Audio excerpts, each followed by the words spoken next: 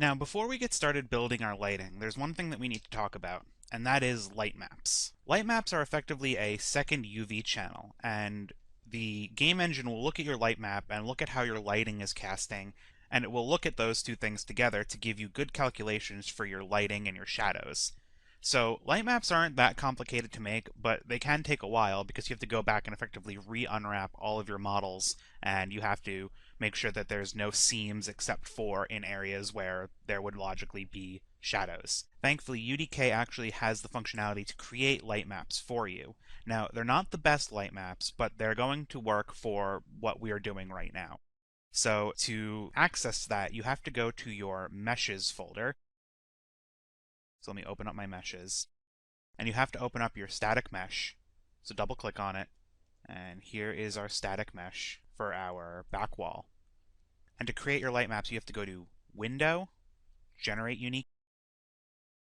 There's two different types of modes. There's Create New, which will create an entirely new set of UVs, or if you know that your model doesn't have any overlapping elements, because that will create light map seams on your model, you can select Layout using Channel 0. I usually just go with Create New, makes it easy.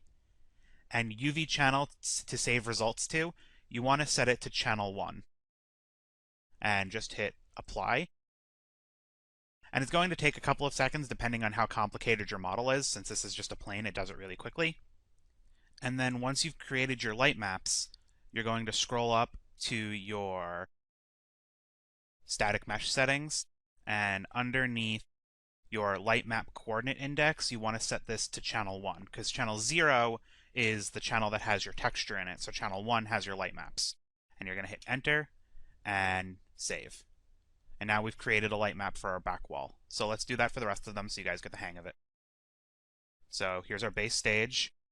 So we're going to have our generate unique UVs, create new, hit apply, and then scroll down to our static mesh settings, light map coordinate index, and set that to 1, and save. And I'm just going to fast forward and do this for all the rest of my props. Every object needs to have a light map UV, so we'll be back in a second. So now that we have all of our light maps generated, we'd be able to build our lighting in our scene and not have any errors. But we don't have any lighting in our scene yet. We had that old throwaway lighting, but now we're actually going to create our real lighting. And I'm going to start with a spotlight because I know that I want to have some lights kind of shooting backwards, from this point right here. And if I turn my lights on, we can see that is doing very, very little. So when you generate a light from your palette over here, it's going to be filled with all its default values. So under light, there's an intensity, color, inner cone degree, outer cone degree, attenuation, all that stuff we're going to get to. Let's start with intensity. Intensity is how intense the light is. So if I turn this up, the light's going to become more and more intense. It's so intense that it's casting a God ray to our camera, and we're not going to want that. So we're going to set that back down. We can also adjust the color of our light, so we can set it to blue or whatever color you want. Our inner cone is going to be the inner set of the light, so when you have like a flashlight and like the bulb kind of casts a shadow, that's kind of what that is. And then the outer cone is going to be how far the light actually casts outwards.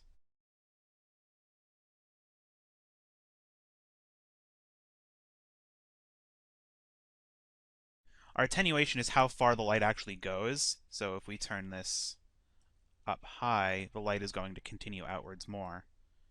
So let me turn this up so you can see. If I turn my attenuation all the way down to 0, then it doesn't go anywhere. But if I turn it up, you can see the light is reaching further and further out. I'm going to tip my intensity back down a bit.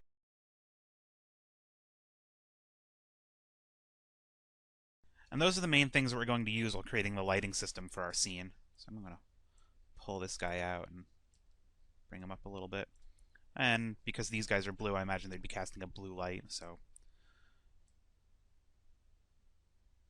And I'm going to make some copies of this and drag it down, so it's going to help light our scene.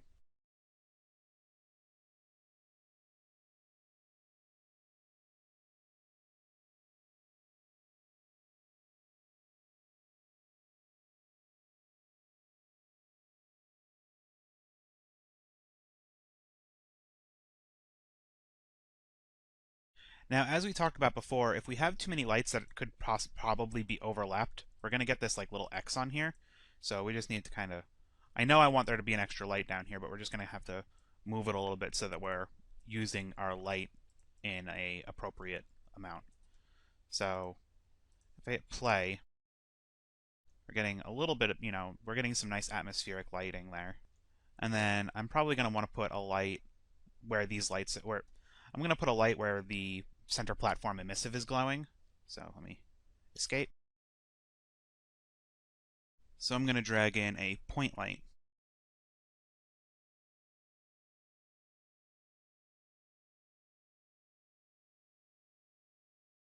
And I know I want this point light to be here, but because it's going to be overshadowed by these other...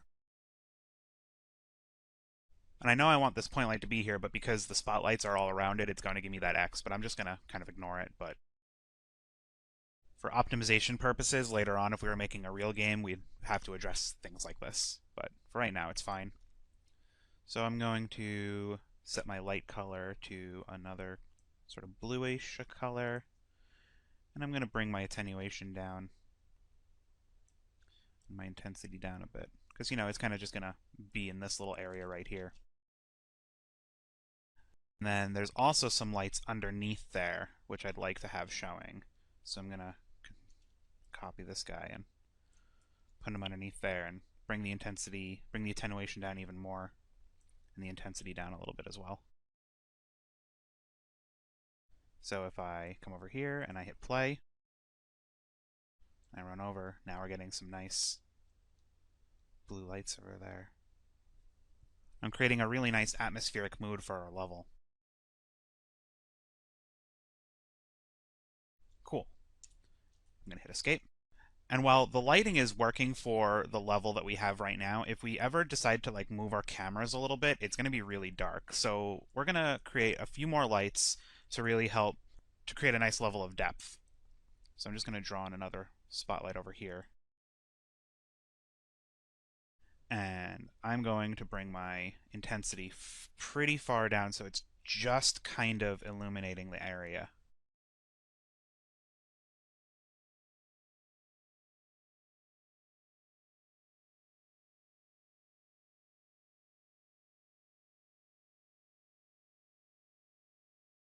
And I'm going to set my light color to something complementary to the blue, so maybe something a little, kind of a little yellowy, orangey in there. And we're going to use this in a few different areas.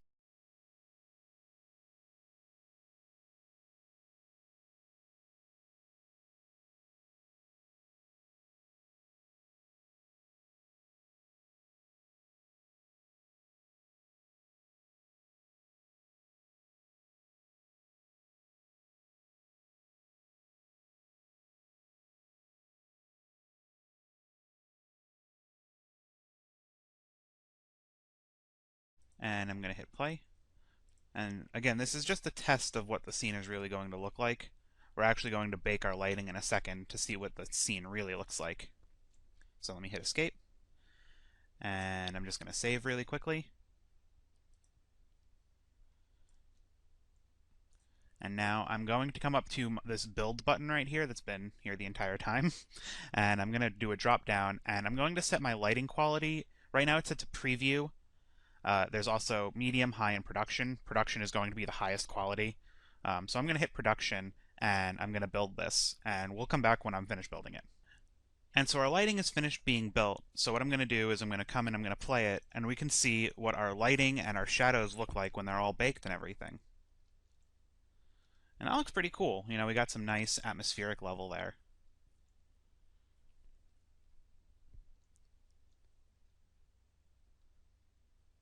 Now we have a lot of lights here, and if we build our lighting with more and more geometry and more meshes in the scene, it's going to take longer and longer and longer.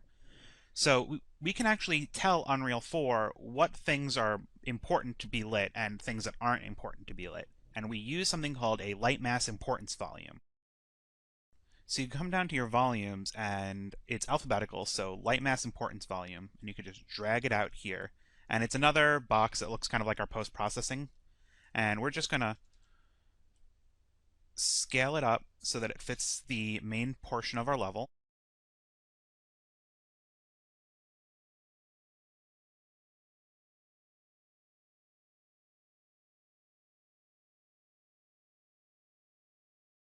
There we go. And now using this, we'll be able to more easily build our lighting. It'll build quicker because we know what we're looking at. And this is really important for large multiplayer levels or, expansive levels. And now before we're done building and lighting our level, there's one more thing we need to do, and that is create our sphere reflection captures. They are under our visual tab, and what these are going to do is they're going to help make the local reflections of our level more accurate. So we're going to drag one out, and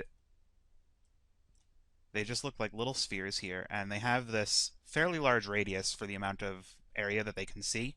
But we want to kind of have a few of them so that the local reflections in those areas are going to be stronger. So I'm going to put one there, and I'll put one here. And I'm going to make one more, and I'm going to put it down here. And I'm just going to update our capture.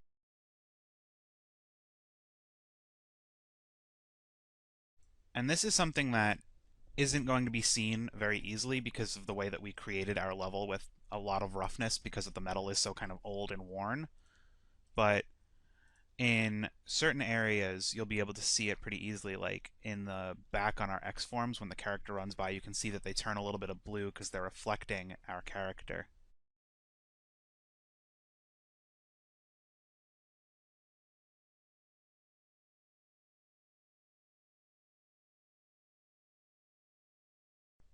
And lastly, to give our level some finishing touches, I'm going to come back to our visual tab and add in that post-process volume that we had before.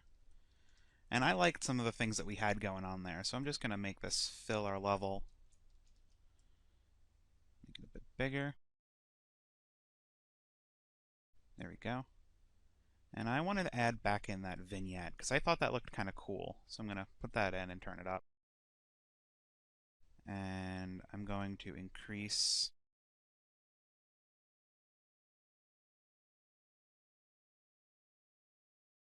and I'm going to increase our bloom a little bit, just a little bit though.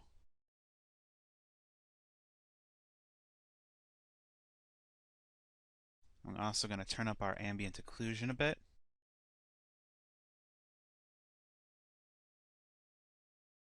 And I'm not going to use depth of field because that's just going to get crazy. And I'm going to turn on some motion blur. Just a little bit. So now that we added all that post-process stuff, let's see what we get. I'm going to come up here and I'm going to hit play. And that's looking pretty cool, but I think our vignette's a little too strong. So I'm just going to grab my post-process volume, and I'm going to turn my vignette down a little bit.